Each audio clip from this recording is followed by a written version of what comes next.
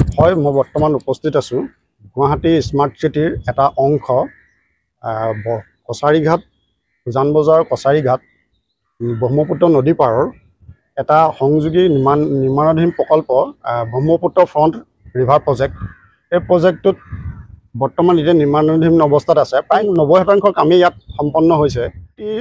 স্থিত media management and research এছ'চিয়েশ্যনৰ সভাপতি তথা গৱেষক ডক্টৰ জাকিৰুল আলিম উপস্থিত আছে আৰু ইতিমধ্যে তেওঁ বিভিন্ন সংশ্লিষ্ট কৰ্তৃপক্ষৰ লগত যোগাযোগ এই প্ৰজেক্টৰ সংকল্পত যোগাযোগ সন্দৰ্ভত অব্যাহত ৰাখিছে। তেওঁৰ পৰা জানিবলৈ চেষ্টা কৰিম, যিহেতু তেওঁ সংশ্লিষ্টৰ লগত কৰ্তৃপক্ষৰ যোগাযোগ থকা সন্দৰ্ভত তেওঁ বিষয়টো অলপ বিস্তৃত আকাৰে ক'ব বুলি অনুৰোধ কৰিলোঁ।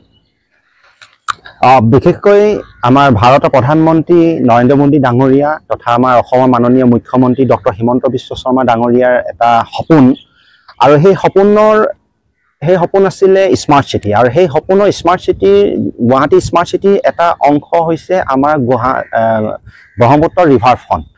আৰু এই যিটো প্ৰজেক্ট আৰু এই সপোনটো মাত্ৰ তেওঁলোকৰে নহয়, গোটেই অসমৰ তথা উত্তৰ পূৰ্বাঞ্চলৰ যিমানখিনি মানুহ ইয়ালৈ আহে গুৱাহাটীলৈ তথা কামৰূপলৈ আহে, আৰু এই সমগ্ৰ অঞ্চলটো মানে আমাৰ কছাৰীঘাটৰ পৰা আপ টু বাংলোৰ নিউ DC বাংলোৰ তললৈকে নামনিলৈকে যিটো এৰিয়া, সেইটো এটা পৰ্যটকৰ আকৰ্ষণৰ কেন্দ্ৰবিন্দু স্থল। আৰু এই স্থলটো আপোনালোকে দেখিব ব্ৰহ্মপুত্ৰৰ ওপৰতেই প্ৰায় আমাৰ চট দি পিনি এইটো পাৰৰ পৰা একেবাৰে ব্ৰহ্মপুত্ৰৰ অলপ মাজলৈকে নি পিনি এক্সটেণ্ড কৰি পিনি আপোনাৰ এইফালে দেখিব সেইবোৰ উজান-বজাৰ কছাৰীঘাটৰ পৰা, তাৰপিছত আমাৰ এইফালে দেখিব আপ টু নিউ DC বাংলোৰলৈকে প্ৰায় 1.2 কিলোমিটাৰলৈকে এইটো প্ৰসাৰিত হৈ আছে। আৰু আমাৰ Brahmaputra river front development project ইয়াত লিখা আছে, এইটো ITDC চিমেণ্টেশ্যনছ ইণ্ডিয়ান লিমিটেডৰ আণ্ডাৰত প্ৰজেক্টটো চলি আছে। আৰু ইয়াত লিখা আছে এপ্ৰক্সিমেট 1.2 কিলোমিটাৰ। আৰু ইতিমধ্যে আমাৰ সেইদিনাখন আমাৰ মাননীয় সংশ্লিষ্ট মন্ত্ৰী আৰবান এফেয়াৰ তথা আমাৰ এই গুৱাহাটী স্মাৰ্ট চিটিৰ ইনচাৰ্জ হিচাপে জয়ন্ত মল্ল বৰুৱা ডাঙৰীয়া আহিছিলে, আৰু মই উপস্থিত আছিলোঁ। তেওঁৰ পৰাও আমি কথাখিনি পাতিছিলোঁ আৰু তেওঁৰ পৰা অনুমতিও লৈছিলোঁ যে আমি এইখিনি কথা আমি পৰ্যটকসকলৰ কাৰণে তথা আমাৰ গুৱাহাটীবাসী তথা অসমবাসীৰ কাৰণে আমি যাতে কথাখিনি প্ৰচাৰিত কৰিব পাৰোঁ। যে আমাৰ তেওঁ সেইদিনাখনো সংবাদ মাধ্যমত ঘোষণা কৰিলে যে খুব সম্ভৱ নৱেম্বৰ ডিচেম্বৰ মাহতে বা অক্টোবৰ লাষ্টতে এখন মুকলি কৰিব।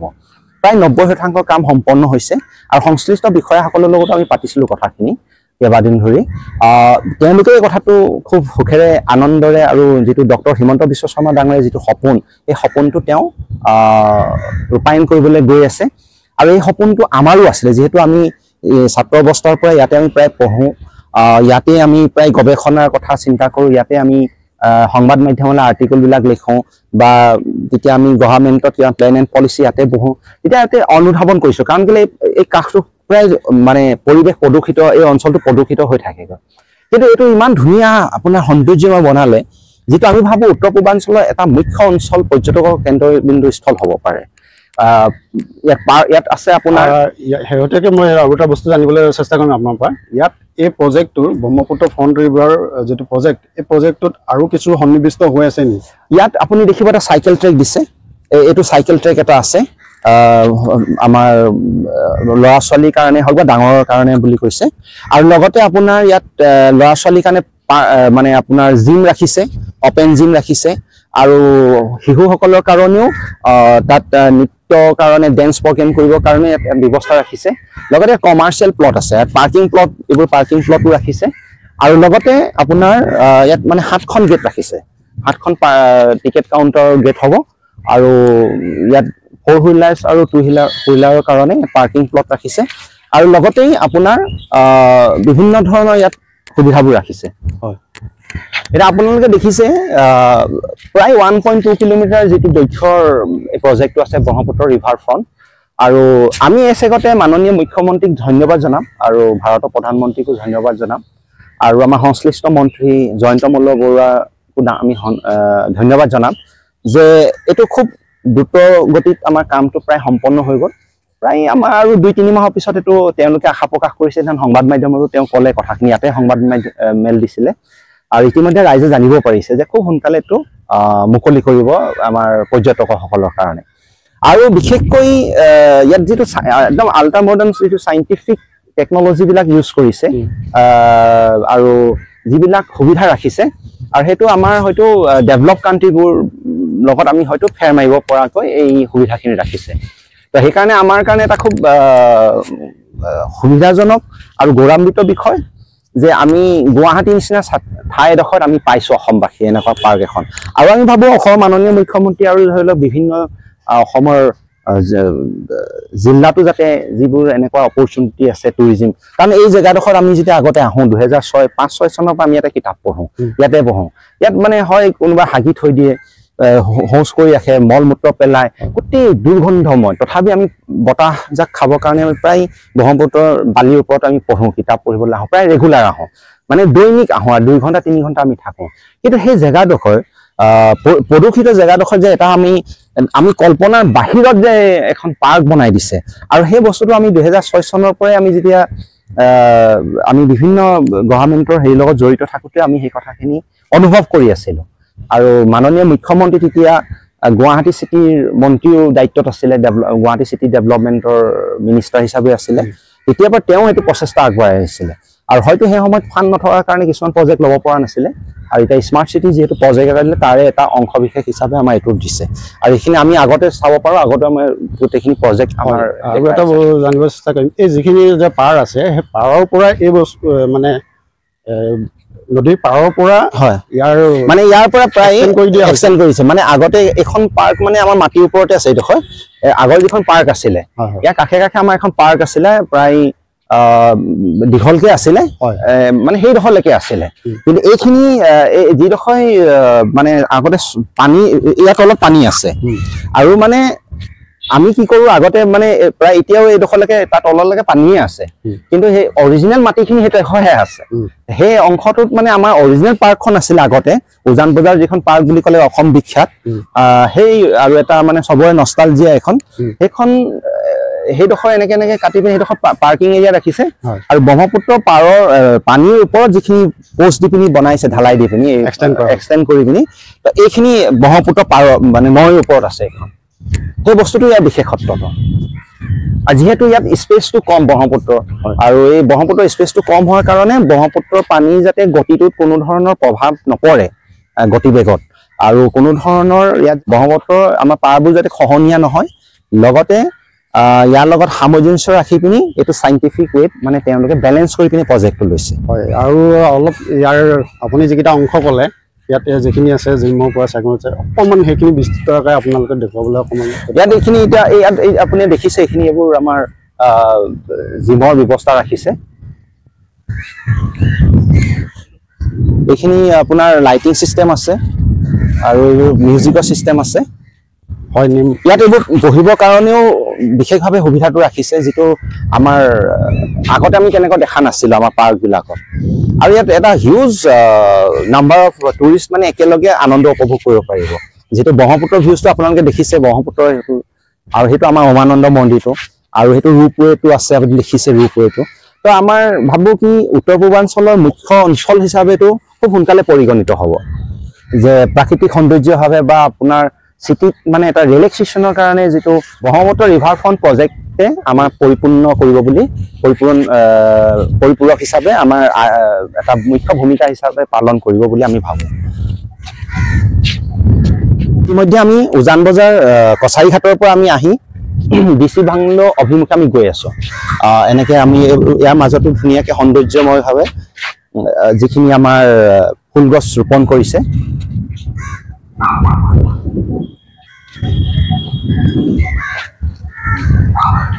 আৰু এইটো তেওঁলোকে কোৱা মতে এইটো চাইকেল ট্ৰেক ৰাখিছে, যাতে কৰিব পাৰে ইয়াত লগত মৰ্ণিং বা ইভিনিঙত তেওঁলোকে এটা সময় দিব।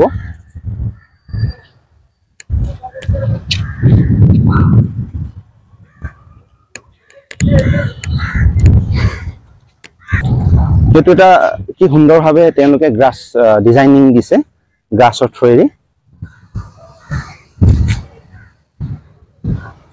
এইখিনি যাতে আমাৰ দৰ্শক মানে পৰ্যটকসকলে ইয়াতে বহিব পাৰিব।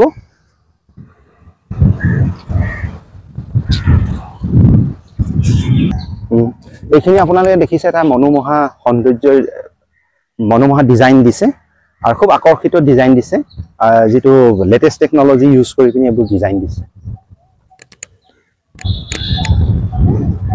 আমাৰ ব্ৰহ্মপুত্ৰৰ মনোমোহা দৃশ্যাৱলী লগতে ইয়াৰ ৰিভাৰ ফ্ৰণ্টৰ ব্ৰহ্মপুত্ৰ ৰিভাৰ ফ্ৰণ্টৰ যেটো ডিজাইন আৰু যেটো মনোমোহা আকৰ্ষণে সুসজ্জিত হৈ থকা ৰং বিৰঙৰ ফুল লগতে ইয়াৰ যিবিলাক ডিজাইন দিয়া হৈছে সেই আধুনিক ডিজাইন দিয়া আছে হেতু খুব আমি ভাবো কি দৰ্শক কি আমাকে খুব আকৰ্ষিত কৰি ৰাখিছে মানে অসম বুলি উত্তৰ পূৰ্বাঞ্চলৰ এটা লেখত ল'বলগীয়া লেখত মানে এইটো মুখ্য অঞ্চল হয় মুখ্য আকৰ্ষণ বিন্দু হ'ব বুলি আমি অনুভৱ কৰিছো কাৰণ এনেকুৱা প্ৰজেক্ট হয়তো খুব কমকে নাই আমাৰ উত্তৰ পূৰ্বাঞ্চলত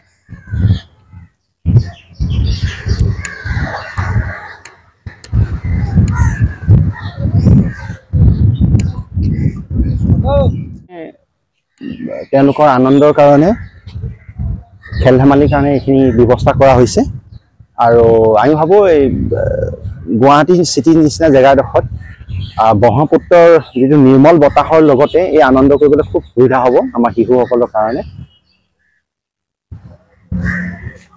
আৰু আপোনালোকে চাইছে দেখিছে আপোনালোকে ব্ৰহ্মপুত্ৰৰ যিটো নান্দনিক দৃশ্যাৱলী দেখিছে এখন এইডোখৰলৈ বহল থাকে এইডোখৰৰ পৰাহে ঠেক হৈ যায় এইডোখৰৰ পৰা আপটো মানে আমাৰ হৰাইঘাটৰ ব্ৰিজখনলৈকে ব্ৰহ্মপুত্ৰখন খুব ঠেক বাকীখিনি আমাৰ বহল হৈ থাকে তো আমাৰ উমানন্দটো দেখিছে এইটো পাৰ আৰু এইডোখৰ বহল হৈ থাকে এইডোখৰ পৰা অলপ ঠেক হৈ যায় সেইটো কাৰণে আমাৰ অলপ আগত গৈ পিনি হৰাইঘাটৰ যুদ্ধখনৰ যিটো মেইন কেন্দ্ৰস্থল আছিলে মানে আমাৰ উজান বজাৰ কছাৰীঘাটৰ পৰা আৰু আধা কিলোমিটাৰ গ'লে আমাৰ ইটাখুলি পায় এই ইটাখুলিতে আমাৰ মেইন হৰাইঘাটৰ যুদ্ধখন হৈছিল মানে ইয়াৰ পৰা আপোনাৰ কিমান হ'ব 1 কিলোমিটাৰো নহয়গৈ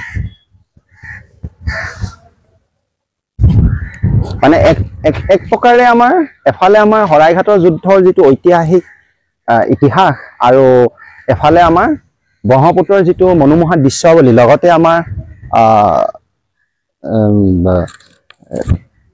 স্মাৰ্ট চিটি যিটো অংশ বিশেষ যিটো এইটো প্ৰজেক্টটো সেইটো আমি ভাবো কি সকলোখিনি যোগ লাগি পিনি এটা বৃহৎ তাৎপৰ্য বহন কৰিছে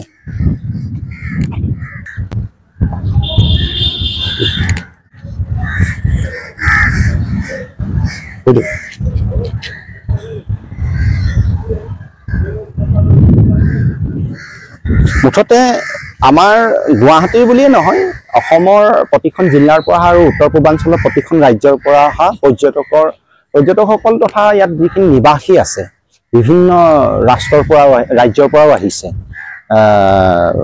বাহিৰৰ আউট অফ নৰ্থ ইষ্টৰ পৰা যিসকল আহিছে তেওঁলোকে আবেলি সময়ত আমি সৰুৰ পৰাই দেখি আহিছো যে ইয়াতে সময় অতিবাহিত কৰে আৰু এইটোৱে মুখ্য অঞ্চল এটা লেজাৰ টাইম স্পেণ্ড কৰিবৰ কাৰণে তো আমাৰ এই যিটো প্ৰজেক্টটো হ'ল স্মাৰ্ট চিটি প্ৰজেক্টে এইটো এটা খুব মানে এটা বৃহৎ অৱদান দিব বুলি আমি ভাবো আমাৰ যিটো সামাজিক জীৱনৰ লগতে এটা মনোবৈজ্ঞানিক দিশটো বিকাশৰ কাৰণে যেহেতু সুস্থ দেহত সুস্থ মানসিকতা থাকে সেই হিচাপে আমি ভাবো